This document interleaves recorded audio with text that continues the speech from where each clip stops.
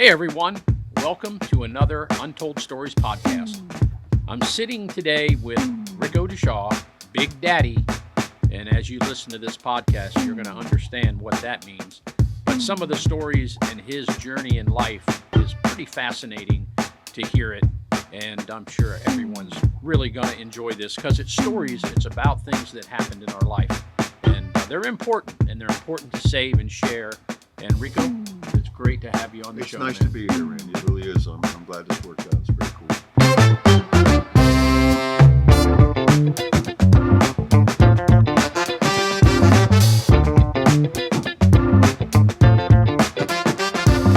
I can't wait for everyone to hear some of the stuff we've been talking about. It's exciting. It's chilling. It's just eyebrow raising. And my gosh, you have been front and center in a lot of things. When I walk into your shop, which I love, and your shop's beautiful, by the way. And Thank you. You do excellent work, and you keep my poles in one piece. And every once in a while I'll mention something or say something to you, and I just see you. I see your head come up like, really? And I said, yeah, because you're very honest. You ask me an honest question, I give you an honest answer, and you go, you got to be kidding me. I go, no. So, well, these are real things that happened. It really did, and I think as this unfolds here, I'm the most unassuming person that you'll ever think of to ever remotely get in that business. I just was not. It just wasn't my deal. Well, you never know. You never know. Who's behind what and what's going on, and what we're going to talk about are the days of the smuggling. The pot smuggling, and in those early 80s, it was rampant throughout the Keys, West Coast, Everglades City, Key West, Bahamas, Colombia. And, you hear it, you see the stories, you've seen some movies about it, but you actually lived through it all and was involved in it. And it's fascinating to listen to. And I said before this started, I said, I'm going to tell you the story about how, I guess everybody wants to say, where's your origin? How did you even think about getting involved in this business? And I was fortunate enough to play college football at the University of Miami, and I signed at Tampa Bay as a free agent. And I got injured about 7 days before my first game. I cracked L1 and L3 in the base of my back. Make a long story short, it ended my career. And you reach that point in life. I did graduate from college. I had my degree in my hand, and it's like, okay, now what are you going to do? Right. Because you go from signing autographs to working at 7-Eleven. It's a pretty long fall. Oh yeah. So and it's depressing in a sense. So I was rehabbing. It took me about a year to rehab my back, and I had a walker and a cane and this, that, and the other. But I was coaching high school football at Coral Shores. And what 80, 70s? I think it was probably 1979, 80-ish. Okay. And the football program was going through some struggles, and they came and asked me if I would help out over there, and I did, and I just loved it. And the second season, the kids went like 8-1, and wow, first time they've ever been to the districts. But I was living downstairs in my parents' house, waiting for my NFL contract to be settled because it's called an injury grievance. And I was basically broke, driving a puke green Army colored Kingswood station wagon and living downstairs in my house I was a substitute teacher and a part-time football coach. I think I was making $9,000 a year. And I eat $9,000 a year. Right. Well, yeah, you're a big guy. So what happened was, and here's a lot of the meat to the story is, a friend of mine pulls up in a pickup truck. He says, Ricou, the water's out here pretty well. And Randy, I grew up down here. Right. I moved down here in 1959. And I lived down here when it was basically the old road was a white Morrow dirt road. Oh, wow. And my dad had an old charter boat out of Mandalay Fish Camp. And his name of his boat was called the Audace. And he was a pilot, but when he wasn't flying, he was a charter captain. So I grew up down here. Huckleberry Finn doesn't have much on me. It was, you never saw another boat, and I can tell you stories about thousands of bonefish coming across the banks of Tavernier Key, and I caught bonefish on pilchers. It's just wow, interesting stuff, and you would think there were boat wakes coming at you. But having said all that, yes, I grew up here, and yes, I knew the waters really well. So this guy comes to me and says, I got a friend that's bringing a commercial boat to the Keys, and he doesn't know his way into Tavernier Creek. Do you think you could go out and meet him and bring him in the Tavernier Creek? And of course, I looked at my friend and I go, and he says, oh, it's going to be at night. And I said, well, I have a couple questions. I said, why would somebody bring a commercial boat down here in the middle of the night that doesn't know the waters? Why does he just come down in the daytime? Right. Right. It's common Sure. sense. And he Legitimate goes, question. well, it's the way his timing is, and he can't make it, and this, that, and the other. And all you have to do is go out to the head pin of Tavernier Creek and bring him in. And I said, there's something not adding up here. There's something you're not telling me. He says, well, I'll be back in a couple of minutes. He said, or a couple of hours. And I said, okay. And I went on with my life, and I'm downstairs, and this individual walked in the room, and he had a paper bag. And in the paper bag, he put it on my pillow, and he said, I haven't told you the whole truth. And I said, well, I think you need to. Sure. And he said, well, this boat that's coming is going to be full of marijuana. And I mean, I didn't smoke pot. I'd never seen pot. I was like, I looked at him, and I said, what did you just say to me? And he said, well, wait a minute before you say no. He pulled out $25,000. It was 5 bundles of $5,000. And he put it on my pillow. Oh, boy. And he said, if you'll do this, he said, there's another $25,000 for you after this is over.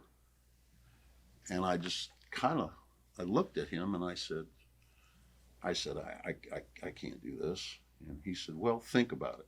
I'll leave the money here. Imagine that. Of course. Yeah. And I remember, this is the truth, I remember walking upstairs, and my mother is a sweet lady, and I walk upstairs, and we had a lazy Susan on our table, and I put the $25,000 Oh my gosh. in. And she comes around the corner in her little cotton nightgown, because it was in the morning, and she looks over at the lazy Susan on the table, and she says, have you robbed a bank? And I said, no, I need some advice. She goes, oh my gosh, what the hell is going on? And I said, well, and I told her the story.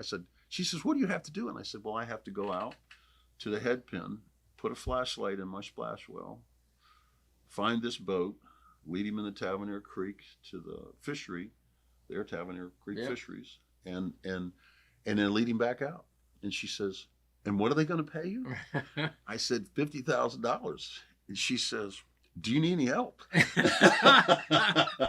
Well, she had it figured out pretty quick. She said, well, let me tell you something that you don't know. And I said, okay, here we go. And she says, you know my father? And I said, yeah. She says, he was a bootlegger. Oh, wow. She said, that's how we made all our money. Wow. And she said, he literally owned city blocks in Ocala, Florida, which is where when she was a kid, she moved from Georgia to Ocala, Florida. That was moonshine. That was moonshine. Right. So anyway, she said, they're going to legalize this someday. She says, I suggest you make a little bit of money and move on. Wow. And I went out. I was scared to death. I can still remember I used a small little Chris Moore John Hall. Yeah. It was a little 17 bonefish cut skiff. down Mako. Yep, Yeah. exactly right. Put the flashlight in the splash well, and here comes this big bellowing diesel, coming, and I'm nervous as I can be. And the person that was driving it did not speak English. Of course. And I said, just follow me or stay behind me. And I let him in to the fish house there. And I sat out there and drank a water and a Coca-Cola, and I was just shaking like a leaf. And he cranks up that big motor and comes out, and he leaves. And I go home, and I can't sleep. I'm a wreck. I've never broke a law in my life. I've never even had a traffic ticket. Right. And the next morning, here comes this guy with another $25,000. Happy as could be. And he said, they want to do another one next week. Oh man. And I mean, I guess you could say, did I take a bite out of the forbidden apple? Yep, yeah. I sure did. Yeah.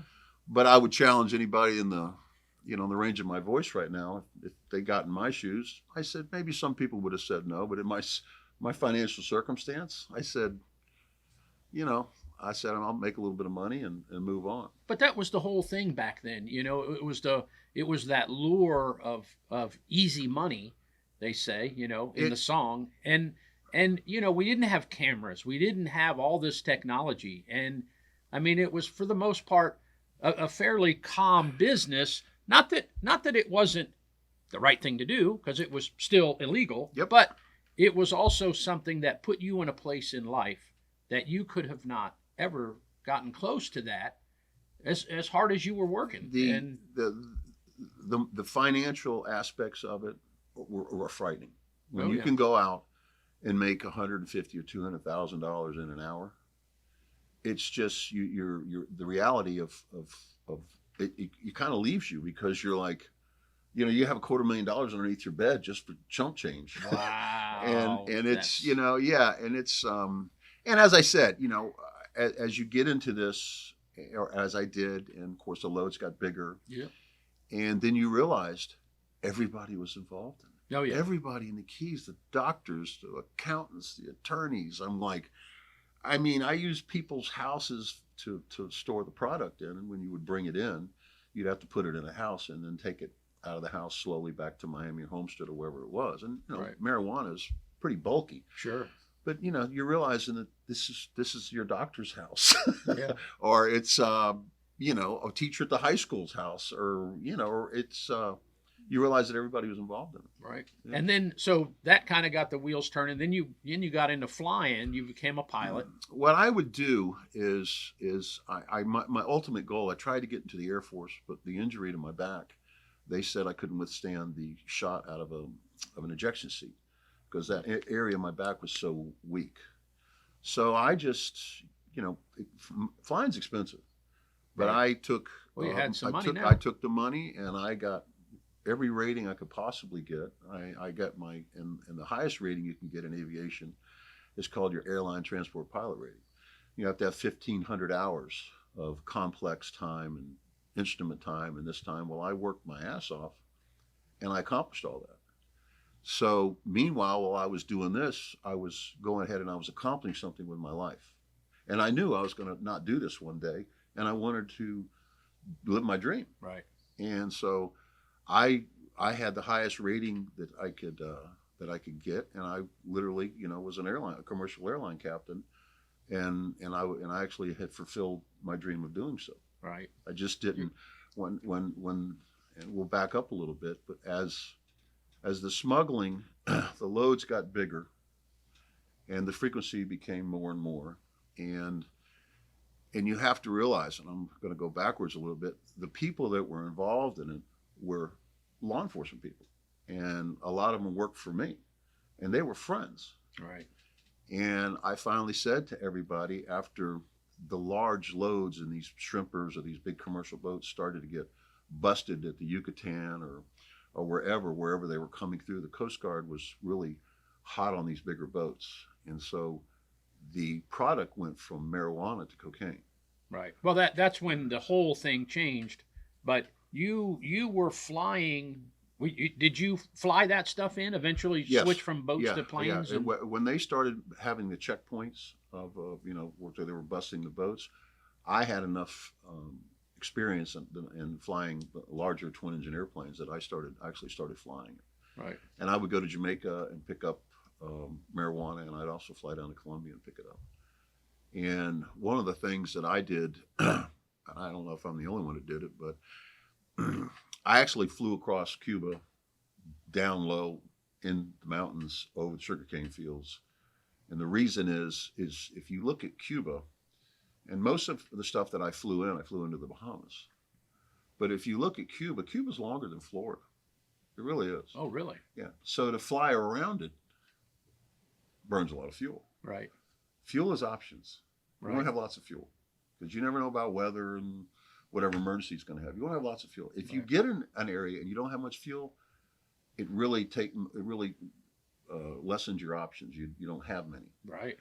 So what Because I you're did, not going to stop somewhere and like, hey, I need to fill up. well, it's funny because I was flying, commercially too, and then I was also flying smuggling flights. Well, there's a corridor over Cuba called the Maya Corridor, and I'd seen it from way up high, and I was flying across it. It was down through the mountains, and I said, I bet if I stay below those mountains, they can't see me because they have Russian radar, and it's surface to air radar, and it doesn't tilt down; it only tilts up.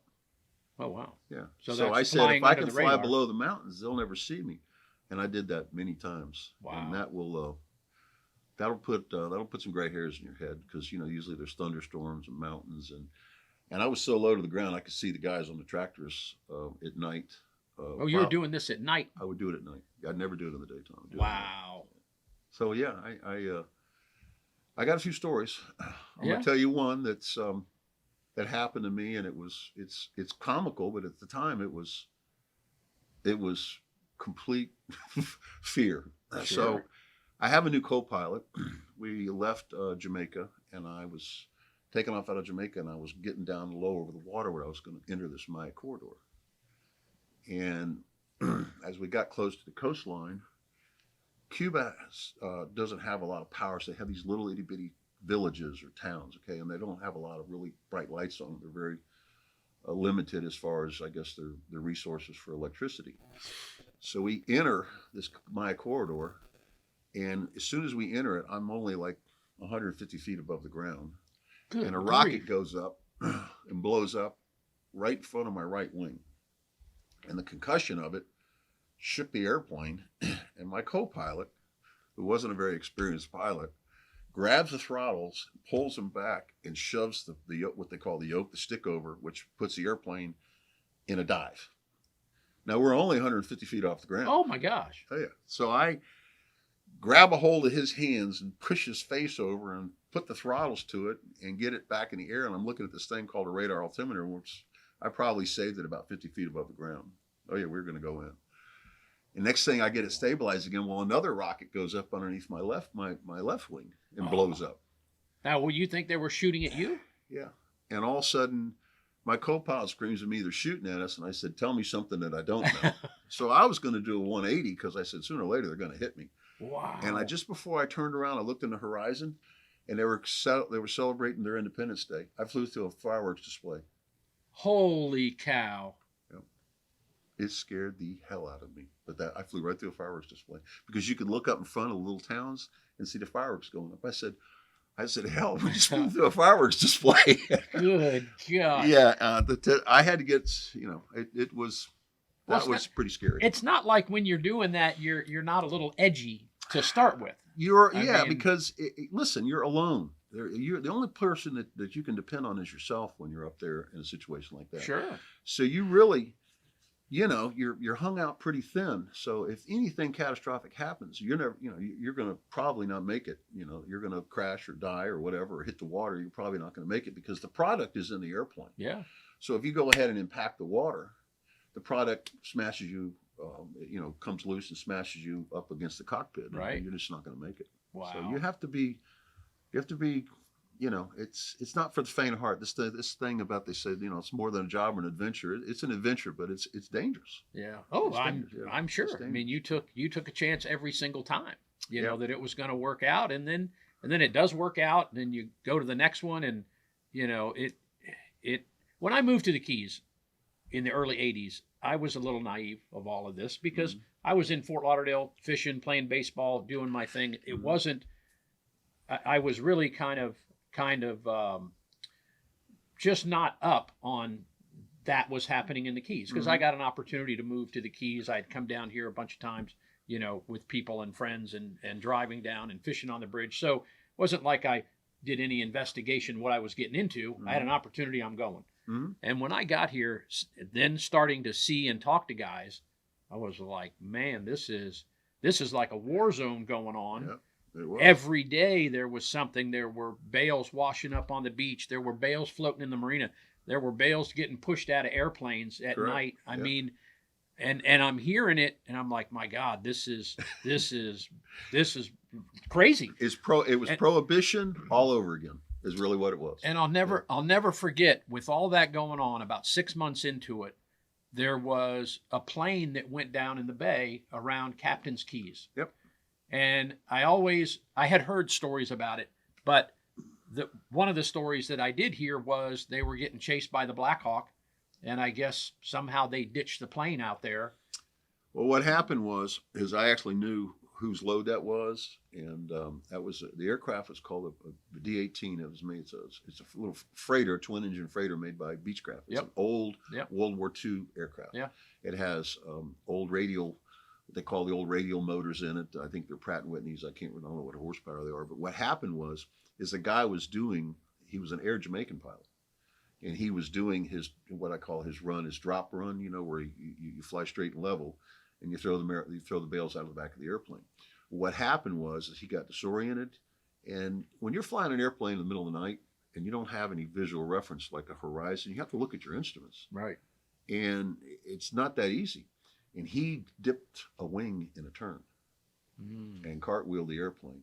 And I think it killed both of them. I can't really remember, but he cartwheeled the airplane. That's what happened. He was in a slow turn, and he dipped the left wing, and it cartwheeled and came apart. Wow. That's what happened. I'm very familiar with that. Yeah, I remember, because I used to fish that wreck a lot. Actually, I found it and caught all kinds of stuff. All sorts of snappers. Oh, my goodness. Every once in a while, there's a permit sitting on Lobsters. top of it. Yeah. But that right around that same time, I'm in a house in Plantation Key Colony, right there at the boat ramp, and I was on the porch, and I hear this plane coming, and I'm thinking, man, that's awfully loud, and I'm looking for it, trying to find it. Well, I kind of look through the trees, and I can see this thing coming, and it's a pretty big plane, like I don't know what they'd be called, but probably a DC-3. DC-3, right? Yeah. And the smoke coming out of the back of this thing like it's on fire. Oh boy. And I'm going, oh my God, this thing, got shot down, and it's crashing right here. Right. And I mean, it is now coming right at me. Like it's going to go right over the house and crash in the neighborhood. And about the time it's a couple of 100 feet away, I hit the deck. I mean, you think it's going to come right over there was no doubt in my mind, this thing's on fire. This thing is going to take us all out. Sure. And it goes buzzing by like the top of the trees. And as I'm laying on the ground waiting for the world to end, it says mosquito control underneath. It was yellow. Yeah. And, I run. Yeah. Sure. And I just kind of laughed to myself, like, what the hell? You didn't know? What was that thing? And, are they in on it? But I didn't know that the mosquitoes, they flew those planes for mosquitoes. Those planes were the ones dropping the bales out. Yeah, that aircraft will hold about 5,000 pounds, and it was a great aircraft for the mosquito control because it held a lot of product, held a lot of mosquito spray in it. But yeah, to watch that smoke come out of I actually was coming into Key Largo one time. The same thing happened, but the airplane was coming right down the road. And the car in front of me pulled over, and everybody jumped out of the car and ran into the woods. Yeah, because it looks like it's going to crash. Yeah, if you've never seen something like that, I mean, your instincts just say this is bad, and why is this thing smoking and low? It wasn't up in the air very high. And they make a lot of noise. And it did make a lot of noise. Yeah. But it was, that, and then the Black Hawk chasing people around. It was interesting, to go through that and look at it. And then, of course, knowing a lot of people that were involved in it. And for whatever reason, and I do not know to this day why, and I got offered to be a part of it and do things. Yeah. And I just never did for whatever reason. I can't imagine I didn't want to try it, but it didn't work out. And I never did. And looking back, great, but it was certainly there, and it was, like you say, most everybody knew about it and was in on it. And they did, and even the law enforcement people, I'm a very honest, sincere person. Several law enforcement agencies came to me, and I didn't come to them. They were friends of mine that came to me and said, "Hey, can we get in on this?" Yeah. And it was just a very laid back, sure, why not? Pull your car down there and make sure nobody bothers me. And if any alarms go off, make sure nobody bothers us. And as I said, Randy, it was so casual and laid back after a while, it was no big deal. And as I said, as it transitioned into this other product, that's when I just turned around and said, I'm not going to be involved in this ever again. nobody thought I quit, but when I quit, I threw my beeper away and everything and changed my phone overnight. In 1983, I quit. I just absolutely said, I'm done with this, and I went on with my life. Well, Yeah. and that stuff mostly went up the road. It had to get Yeah, what happens? The taken out of product, here. obviously, most of it was all from Colombia, and they put it on a shrimp or a larger boat. Yeah.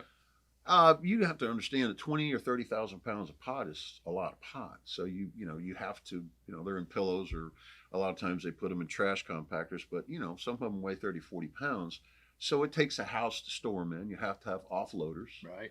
To once you bring it back to the dock, we would use T-Crafts or something like that, a boat that you could put 4,000 or 5,000 pounds in and transfer it from the shrimp boat to shore, to somebody's dock. And what were these, 50-pound? They were 20? 40, 50 pounds. Right. And it was different. Some of it was pillows, Right. which was soft. Some of it was really compact. It was hard. And is that, so the trash compactor, Yep. I heard that before. Is that what made them like the brick? Yes, yep. And made them they would to get the those, shape? They would order the trash compactors from Sears. They were all over the place in Colombia. They were Right. hitting that button as much as they could, because the more that they can squeeze it down, because what happens is you either bulk out or you weigh out. And I Right. say when bulk out, if it's real bulky, you can't put as much weight in there. So Right. they would smash it down as much as they could. And made it tight Made little it ball tight, and squares. some That's of them the you square pick up, grouper. it's like picking up a brick. Yeah. And then I remember one time we bought in a load, and I was thinking how heavy the bales were. And I said, God, these bales are the heaviest bales I've ever seen in my life. What happened was, I guess the banditos down in Colombia were putting river rocks inside the bales so they would weigh more. Wow. Oh, yeah. Get a little more money, because Get a little more money, but the owner, when they got it up to homestead, well, let me back up for a second. So what we would do is take the product into the houses, and then we would use motor homes or bigger cars with trunks, or a lot of times we use dump trucks. Right. And we had a system to where we would back a dump truck up, load it up, then pull a tarp on it, then put fill on top of it, and then pull the tarp over the fill. Gotcha. And just go down the road, and you can put, probably 8,000 to 10,000 pounds in a dump truck. Wow. And you used your imagination until while something worked, and if it didn't work, you had to use your imagination to find something else. And I was telling you yesterday, some of my law enforcement people called me up, and we were trying to get some product out of the Keys, and they said, the road's hot. Don't put any no motorhomes, no this, no dump trucks, nothing. Don't. The DEA's got a roadblock up the road. So right. They're onto it. meanwhile, you have Colombians saying, "Hey, I want my product up the road." Yeah. So I'm eating breakfast, and I look across. I'm sitting there trying to figure out what I'm going to do, because I got a house with 20,000 pounds in it, and a school bus goes by, and I went, "Where can we buy a school bus?" And my buddy looked at me and he goes, "Are you crazy?" And I go, "Yeah." Right. So he goes, so we went to an auction and bought 2 school buses, the exact kind that were at Coral Shores, Bluebirds. Right. We had them painted exactly Monroe County, exactly, and then right before the seats, the back of the seat you could see in the window, but we cut the bottoms out. You can put 11,000 pounds on the bus below the windows. And we dressed up one of the guys that worked for me. He was a small little Latin guy. We dressed him up and put him in a blue skirt and a black wig. Wow. Wow. So, And they didn't mess with him.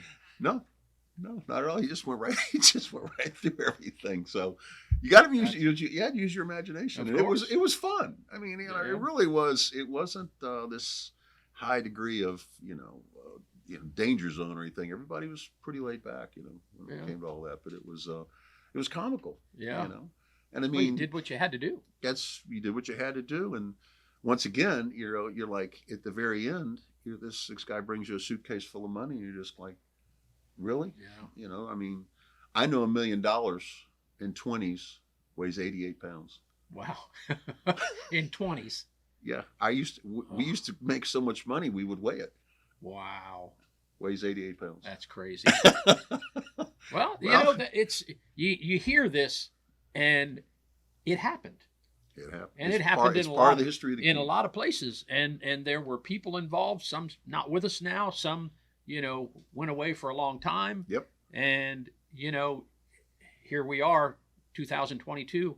It's legal in a lot of places. My You know, my wife they're growing it. my wife just she wanted a part-time job, and she gets this call, and she's literally working at a facility in Florida City growing marijuana. Yeah. And I go in and see this whole huge, this industry, I guess, what do you want to call it? How they hang them up and hydroponically grow them. And I'm just sitting there shaking my head, and I go, Yeah. this is where it's at. And as I said, Randy, it's prohibition. I mean, if you really want to go back, how do you think NASCAR got started? Yeah. How did NASCAR? Smuggling freaking Moonshine. Right, that's right. That's how NASCAR got started. You're Who right. had the fastest car won. Right. That's a fact. Right. And on the weekends, they go race their cars. Well, how do you think offshore racing got started? Yeah.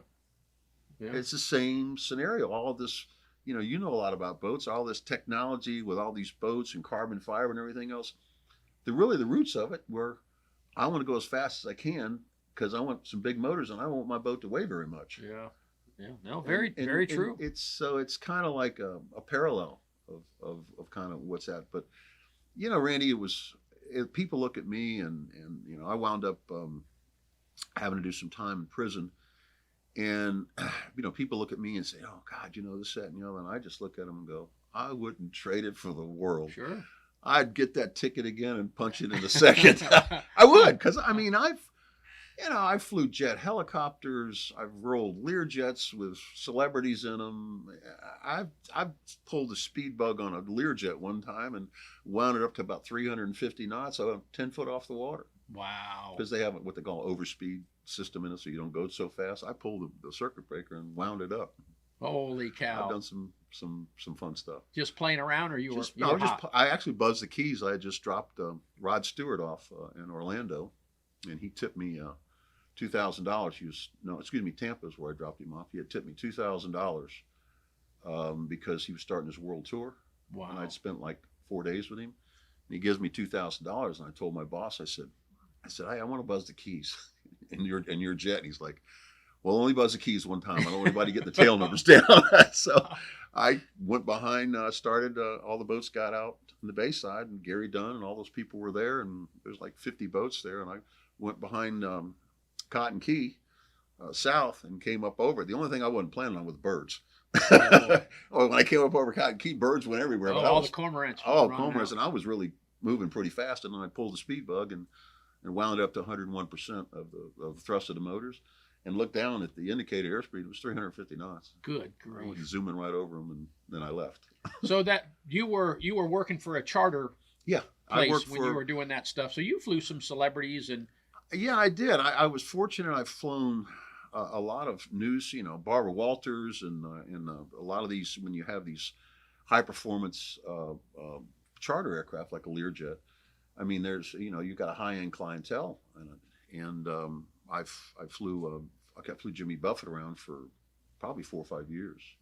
Right. I was working for a company called Associated Air out of Fort Lauderdale International Airport, and his stage manager was a guy named Ricky Holcomb, and I'd met Ricky Holcomb somewhere, I can't really remember, but I just get this call, and he says, hey, my boss wants to charter you, and I can't remember where we went, but it was before Jimmy was just this ultra huge icon that he is now. I mean, he was famous, but not that famous. Yeah. He was really he was struggling and really trying to make it still. And we got in the airplane, we flew, I don't know, somewhere, and I got to meet him, and finally he would call me up, and I'd go and fly him on tour. And it was a ball. I would stand 10 feet from him on the stage and hand him his beer when he come out to do his shows. He drank Heineken Light. Oh wow! Yeah. So he stayed. He would come down and stay at my house. Right. And he stayed at my house. He called me up one time and said that he had to finish an album. He needed a hideout, and can I please stay at my house? I said, Jimmy, you're welcome to stay at my house as long as you want, but you're pretty famous. You better not go to the grocery store. Right. He says, no, I don't want anybody to know I'm there. So I said, okay. So he shows up in my driveway. He had a green Range Rover. He showed up in my driveway with Ricky Holcomb. And he literally, the album was called Somewhere Over China. And he literally would sit on my porch day in and day out with a yellow legal pad and write music and get his guitar. And I sit down with coffee, and we sit there, and he said, "What do you think about this song? What do you think about that?" And I literally watched him write a lot of this music that people are enjoying today. Wow. And I told you this, and I'll try to give you a condensed version of it. But when he was done, he says, "Okay, I'm ready to party." And I go, "What does that mean?" And he says, "Well, come on, let's go storm a stage, and let's go out in a boat." Well, people had figured or heard that he was at my house, Right. and people were pulling up my driveway, and we were kind of hiding him out, Right. So I had a boat, a Scarab, and we went diving, and we got lobsters, and we had a freaking ball. He wanted a rum run at the Tiki Bar. And it was spring break weekend, and all the college kids were there, and I knew a bunch of them. So we're pulling in there to get rum runners. I said, "Jimmy, you got to get down in the cabin. You can't. Nobody could see you." Right. So it was at where you could pull actually, and right up next to the rum runners there, and you could get a rum run, or excuse me, the bar there. You could get a rum runner at the Tiki Bar.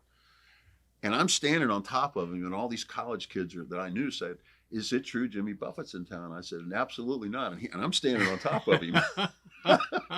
So we come out, and we went into Dickie Moeller, who you've probably met years ago. He was a very good friend of mine, had a house on the bay, and we get in his pool, and we're firing down some rum drinks and having a ball. And he was a big fan of Buffett's. Wow. And he didn't even know Jimmy was going to be there. And I see this camera coming around the corner, and I get up to go fix a drink, and I look at this guy, Dickie Moeller, who's was a very good friend of mine. God bless his soul. He's not here anymore. But he goes, "Do you know who that is?" I said, "I bought him here." I said, "Come on, don't embarrass me. Get up." And to make a long story short, Jimmy went on stage that night. I called up Johnny Williams from Jay's Lounge, and a friend of mine's band was playing there, and he says, "I want to get on stage and sing for everybody." Well, the Coconut Telegraph is alive and well, because when we got to Jay's, there was hundreds and hundreds of cars on both sides of the highway. Oh, wow. So Johnny Williams, who owned the place, said, "Well, I want you to come to the back door because I want to meet him." He says, "I still don't believe he's going to play here." All right. So Jimmy is in one of my jackets with a baseball cap. I had two police officers with us, so somebody wouldn't drive a microphone through his teeth. Right.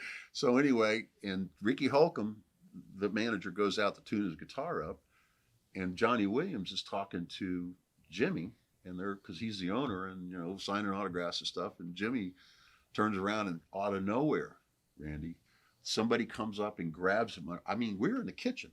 Somebody comes up and grabs him underneath the arm, and it kind of spooked us. And I looked around, and Jimmy looked around, and this little guy he'd had a few cocktails. He was a little cross-eyed, and he goes, "Hey, guess what?" And Jimmy goes, "What?" And he goes, "Jimmy Buffett's going to play in this bar tonight. I'm going to meet him." And he turns around and staggers off. And Jimmy looked at me, and I said, "Wow. Welcome to Alamorada." So the reason I'm telling this story is I flew Jimmy back to Key West the next day, and then I had to fly him to Nashville because he had to complete the album. So I flew him to Nashville. He said, "I'll call you in 2 weeks, come get me."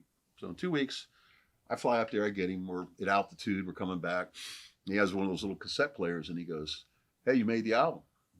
I said, "What do you mean?" I mean, I've got my headphones on, and I'm looking at him. I said, "What are you talking about?" He said, "Just hold still." We had 2 minutes and 48 seconds at the end of the album, and I wrote this song after I left your house. It took me 20 minutes to write it, and the producer let me put it in the album. And I go, Oh, wow. "What song?" He goes, "Listen." And the song's called "I Heard I Was in Town." Oh, wow. And it's about the week that he spent at my, came to see That's friends cool. and walked old streets again, grabbed a beer and a bite by the sea. Ain't it quite funny how things turn around? I heard I was in town. Wow. It was pretty cool, Randy. That's very cool. It was very cool. And that's on the album? It's on, it's called Somewhere Over China. Right. And that's dedicated to the space shuttle.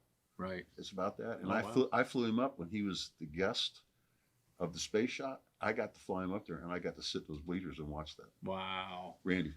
That's super The cool. ground moved. Oh, I'm the sure. bleachers moved. The buses. It was. And you're a good ways away. You're 3 miles away, but It's 3 miles? it's 3 miles. Because I've been there and watched the space shuttle go. It and was unbelievable. It was felt where like the I was right senators next and to it. everybody, go, the Yeah. VIP place, and I was just like I was so impressed. I could hardly Wow. speak. It was very cool. Wow. Yeah. We talked earlier, and I just want to, maybe you could add this story. You were talking about your mom Yeah. being one of the mermaids. Yeah, I was born in Brooksville, Florida. I think I still hold the record at the hospital. It was 11 pounds, 8 ounces. So Good yeah, so they put God. me in a dresser drawer because they didn't have a big enough incubator. Yeah, they did.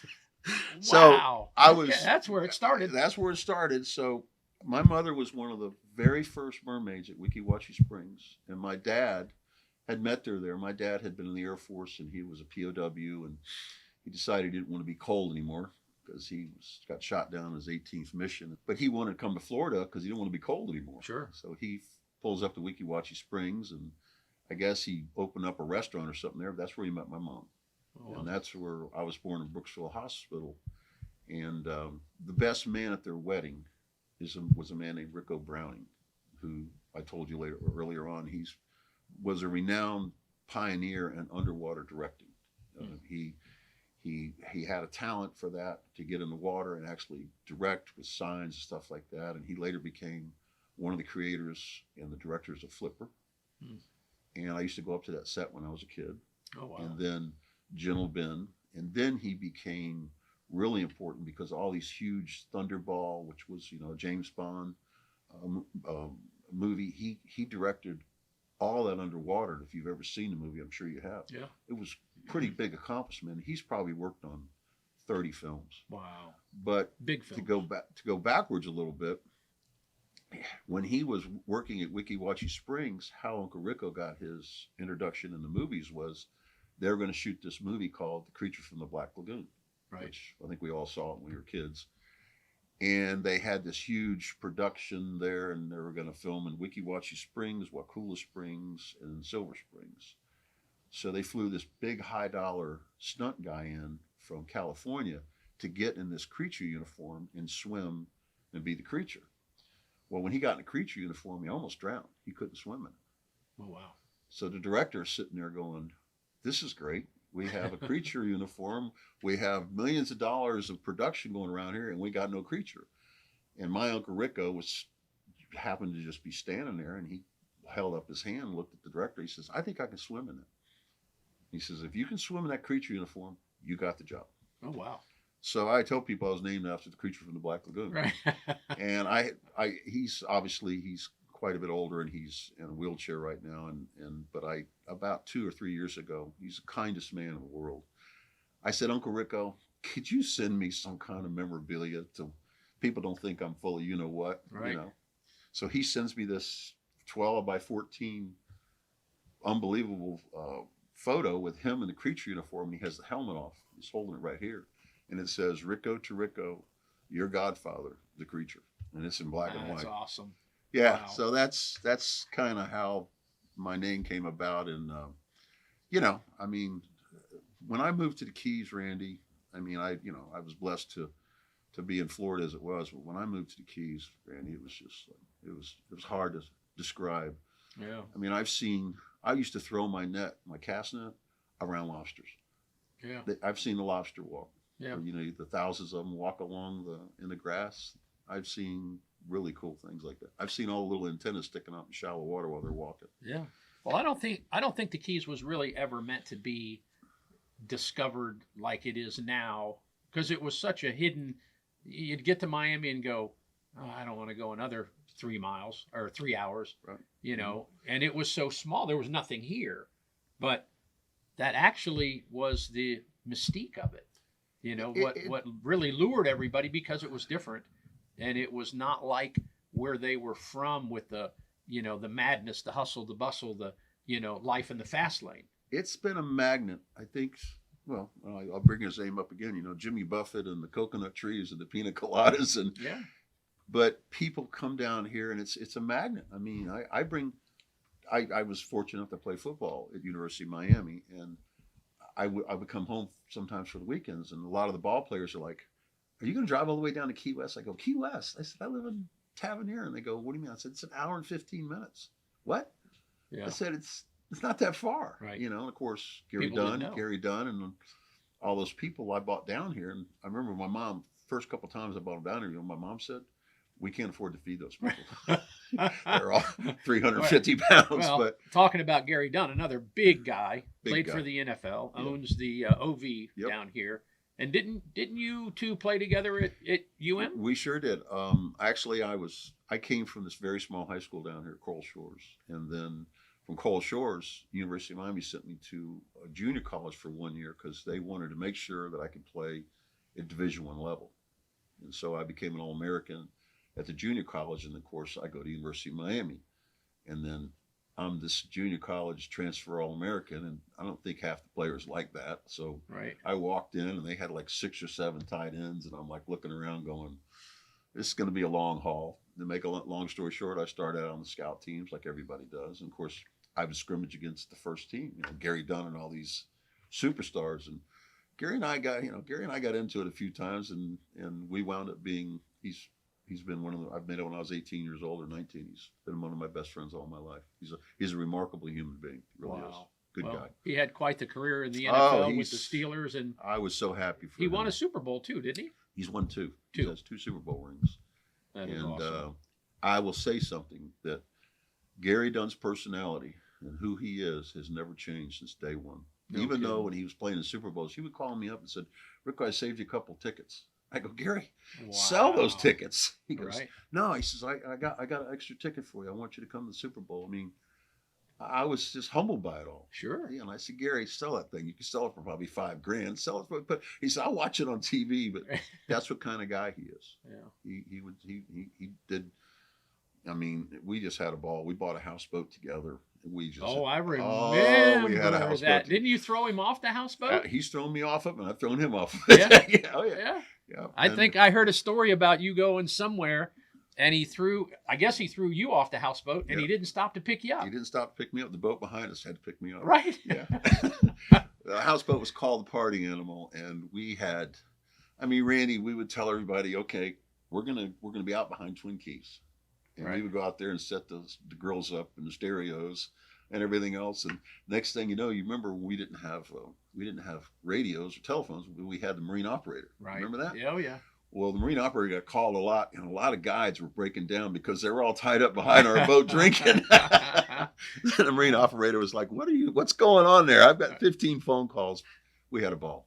We just had, we were out there not hurting anybody, watch the sunset. But that's what it was all about. I mean, It really that was the good life. That was a good life. Enjoying the surroundings, enjoying where you are, time, and it's something that pretty hard to do nowadays. And people, a lot of people, that I've known through the years will say, God, Rico, don't you ever get tired? And I look, I'll be going across the water sometimes, Randy. And yes, the environment has changed down here. You and I know it. Yeah. But I just still look in awe sometimes at the colors, the turquoise. I mean, I take my little granddaughter out to Alligator and just see the color of that water out there. I'm still absolutely freaking in love with it. I mean it. Well, it's still one of the greatest places on planet Earth. Yeah, because it's discovered. It has been discovered. Yeah. But you leave here and you go to other places. Yes, there are nice places, and there's many other options. Sure. But there's a difference between living there and visiting. And you know what? I always say to some of those places you're talking about, this is great, but then we got to go back to shore. Right. Yeah. But the Keys has got that balance where you can go out and, I mean, I was telling you a story, one of my clients caught a beautiful permit the other day, on fly, and you can still make that stuff happen. You have to try a little harder and fish a little harder, but just having those moments of, watching that 30-pound permit in 3 foot of water, and it's gin clear, and you're watching the whole show because you're on a polling platform. Yeah. I think it's the best seat in the house. Yeah. Oh, without a doubt. I mean, the best seat in the house. It's still something that we are so fortunate to make these memories and have what we have and share it with people. And, people come down here and spend a lot of money to go fishing, and we're really blessed to be able to do that with someone because it's still fun to do. But for me, watching somebody catch their first tarpon or catch their first bonefish, yeah, it's huge. It's very, I mean, it's not a crazy emotional thing, but it is to a point like satisfaction that, I'm happy I got to share that with them. Great people, great family, whatever it may be. And that's why we do it. It's a connection.